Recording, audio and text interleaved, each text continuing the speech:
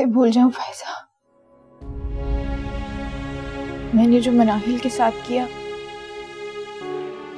साथ भी बिल्कुल वैसा ही हो गया। क्या कह रही हो राबिया तुमने मनाहिल के साथ ऐसा क्या किया है? मनाहिल को सीढ़ियों से गिराने वाली मैं थी। सना, ये किस तरह से बात कर रही हो तुम अम्मी से? सही वक्त पे आए आप ही इनसे पूछे, पता नहीं क्यों मेरे पीछे पड़ी हुई हैं। मैंने तो सिर्फ बेटा इतना ही पूछा था कि और कपड़े हैं धुलवाने के लिए या नहीं। सना, अम्मी से माफी मांगो इसी वक्त। माफी मांगू? तुम्हें पता भी है यहाँ क्या हो रहा था? आप मुझे मेरी गलती तो बता दीजिए, क्यों कर रहे हैं आप मेरे साथ ऐसा? मुझे अपनी कोई प्रॉब्लम नहीं हो सकती क्या? मैं तो बस क्या, हर बात के बीच में टांग अड़ाना जरूरी? और वैसे भी अब मैं ठीक हो चुका हूँ, तुम अपने मैके चली जाओ।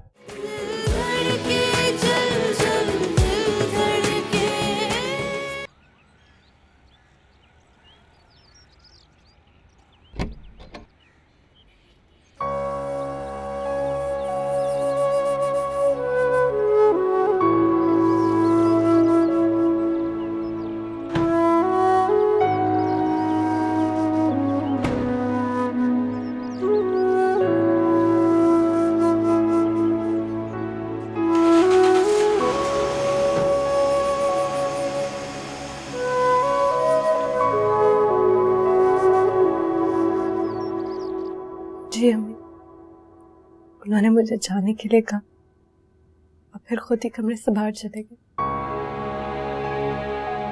इसका मतलब तो यही है कि उनकी जिंदगी में अब मेरी कोई जगह नहीं। मनाइल, अब इस हालत में तुम अरहाम का साथ देना चाहोगी या उसे छोड़ के यहाँ आना चाहोगी? मैं क्या करूँ, मुझसे अरहाम का रवैया बर्दाश्त नहीं होता। मनाइल, तुम बात समझ क्यों नहीं रही? तुम्हें अरहाम का साथ देना चाहिए। बेटा, तुम उसकी हालत अच्छी तरह से जानती हो। अभी वो इस सदमे से पूरी तरह बाहर ही नहीं निकला है। अम्मी, वो पहले ही मुझसे ऐसा रवैया रखता है, पिछले दिनों तो कुछ ज्यादा ही हो गया था। मनाइल मेरी जान, मुझे समझ में नहीं आ रहा कि मैं तुम्हें किस तरह समझाऊं। मैं तुम्हारे अबू को फोन दे रही हूँ, वो तुमसे बात करना चाह रहे हैं। हाँ हाँ, ये लो। जी मनाहिल बेटा, क्या हुआ? अबू अरहाम ने मुझे जाने का कह दिया। मनाहिल, तुम इसे दिल पर क्यों ले रही हो?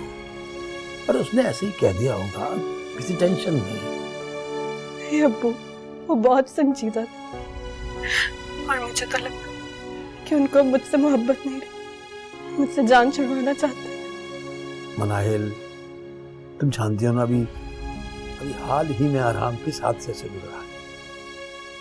जी। तो बेटा, उस हादसे में अरहाम की जान भी जा सकती थी। तो अल्लाह का शुक्र है कि अल्लाह ने उसे महफूज रखा। हाँ, इसमें राबिया का बच्चा जाया हो गया बस। बेटा, ये सदमा छोटा नहीं है, उसे वक्त दो। अब उसको इस तरह उसके हाल पर छोड़ देना ठीक नहीं है बेटा। देखो बेटा, मेरी बात गौर से सुनो, तुम इस वक्त वहीं रहो। देखो, तुम्हारे आने से हमें कोई इतराज नहीं है यहाँ, लेकिन इस वक्त अरहाम को तुम्हारी जरूरत है। अच्छा, एक बात और मनाहिल, देखो बेटा, वक्त आ गया है कि तुम अपने घर के मसाइल, छोटे छोटे जो सिलसिले हैं, तुम खुद हल करो बेटा। और हाँ, अरहाम को ये सब कुछ ना बताना कि हमने ये बात की थी, वरना फिर वो गलत समझ बैठेगा। जी अब्बू, मैं अरहाम से कोई जिक्र नहीं करूंगी। खुदा हाफिज़।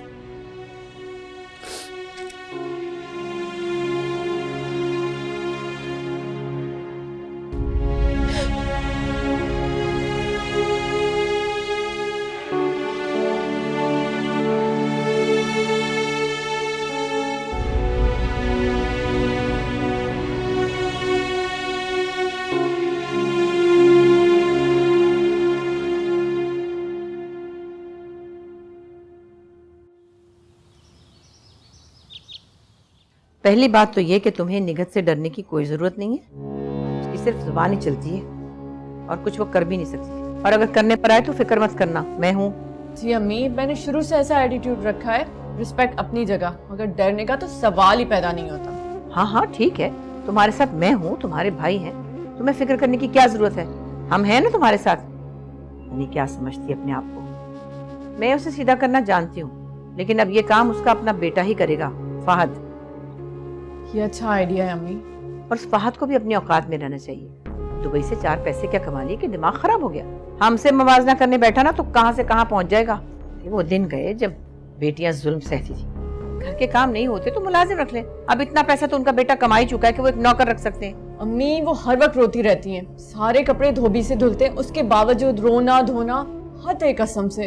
हाँ, उस औरत का कुछ नहीं हो सकता। ये तो शुक्र है कि बेटियां शादी होकर अपने घर की हो ली, वरना तो बस उन पर ही जोर चलता है इसका।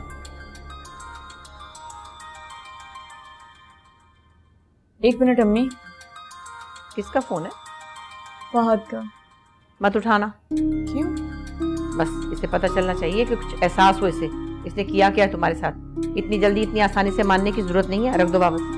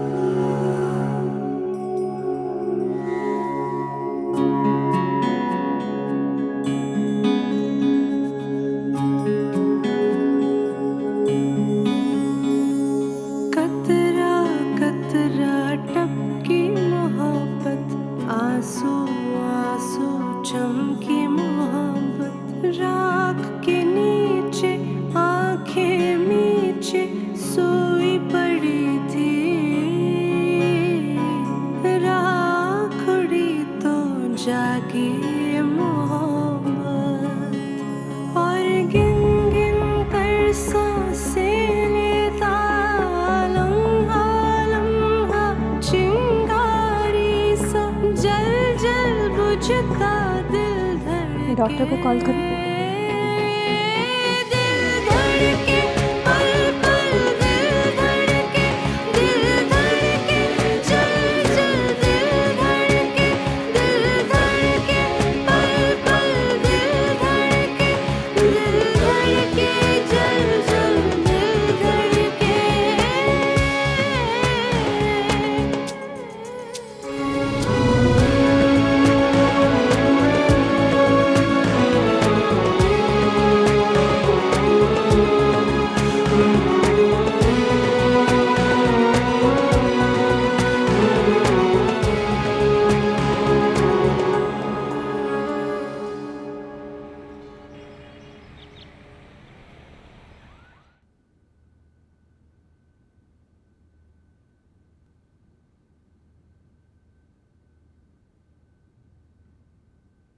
कैसी तबीयत है?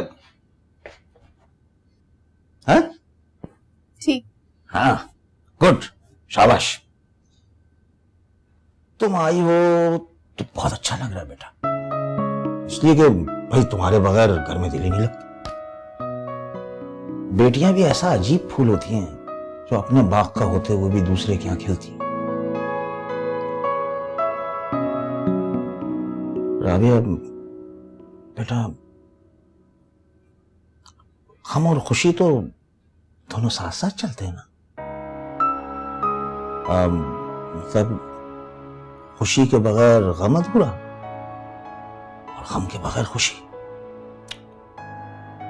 औलाद का होना बहुत बड़ी नेमत होती है, लेकिन वो वक्त से पहले और नसीब से ज्यादा कुछ नहीं मिलता बेटा।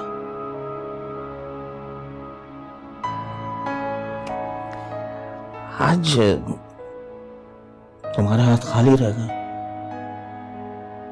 शायद इसलिए कि अल्लाह ताला इन हाथों में कोई और खुशी, कोई और नेमत भर देगा। और बेटा घबराओ नहीं, हम सब तुम्हारे साथ हैं। ये गम, ये खुशी, ये पल दो पल की बातें। यूं कभी गम आता है यूं चला जाता है, खुशी आती है वो भी चली जाती है ना। ऐसे ही होता है ना दुनिया में, ना गम साझा ना खुशी साझी। अब देखो, तुम्हें कोई भी जरूरत हो ना तो मुझे बता देना बेटा। अल्लाह तुम्हारी खोई हुई खुशियां वापस इनायत कर दे तुम्हें बेटा।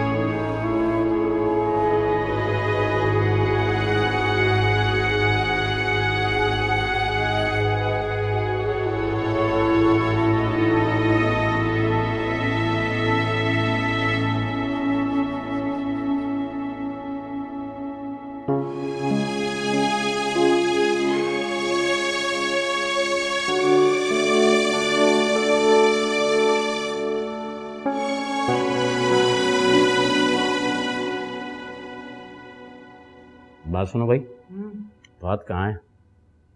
कमरे में होगा आपने। अरे फाहद बेटा, कहाँ जा रहे हो? नाश्ता तो करते जाओ।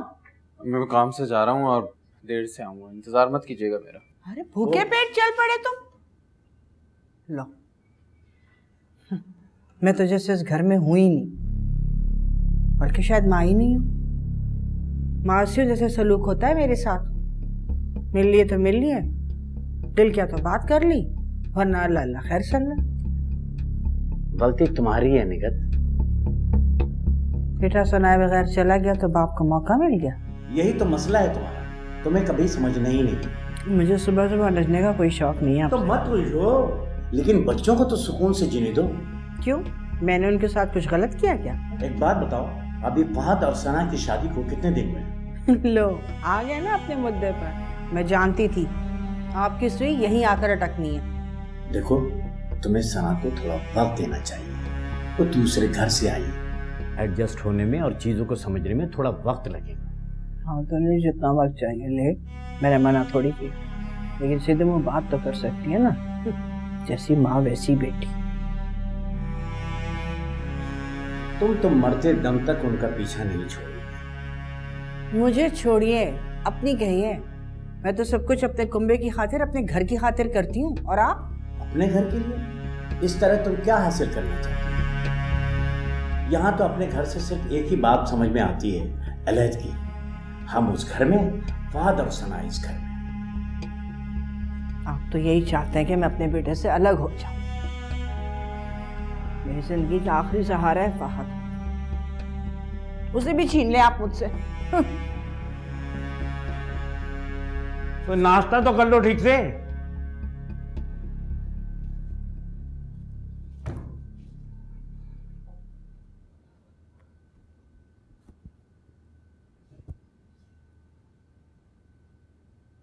मना है,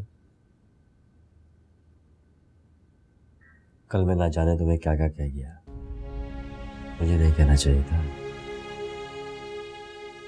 आई एम सॉरी।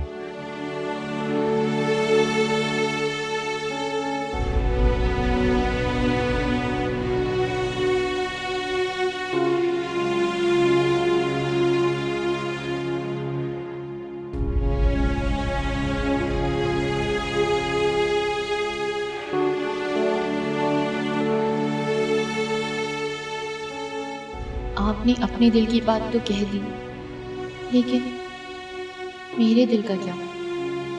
मैं किसके पास जाकर अपना जी हल्का करूं?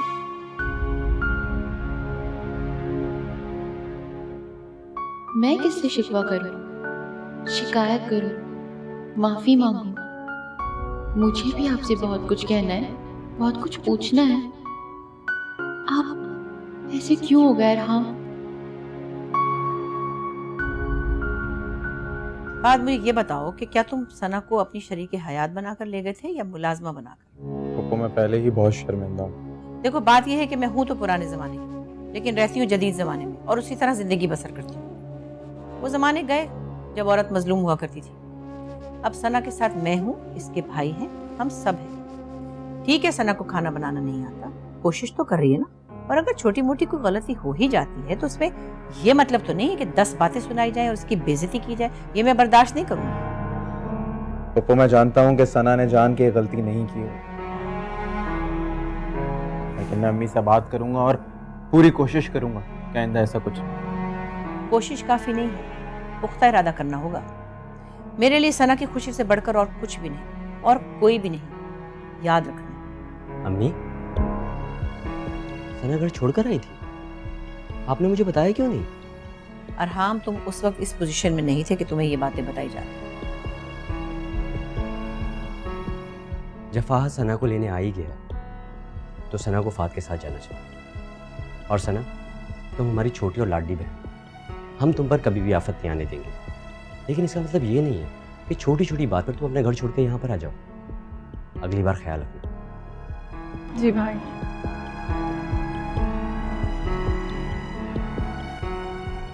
मैं चलता।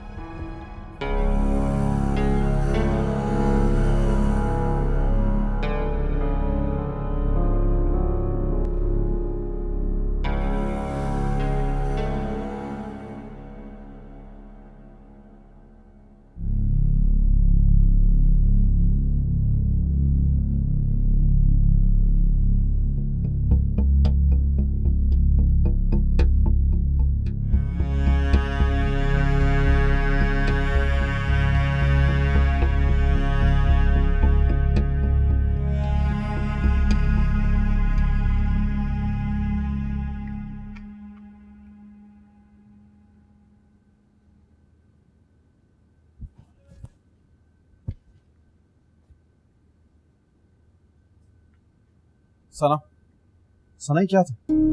क्या? तुमने अम्मी को सलाम क्यों नहीं किया?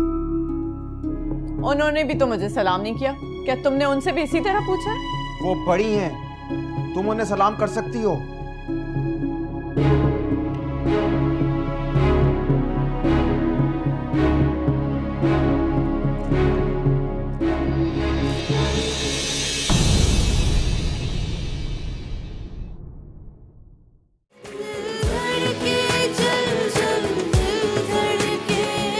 मैंने हमेशा तुम्हें पहले रखा, अम्मी से उलझाऊं मैं तुम्हारे लिए, और तुम? नहीं फाद, वो तो मैं बस गुस्से में। बस उस दिन तुम गई थी ना अपनी अम्मी के घर, आज मैं तुम्हें खुद छोड़कर आऊंगा। चलो अपना सामान पैक करो। वो बच्चा तुम्हें और शाम को बहुत पास ला सकता था, लेकिन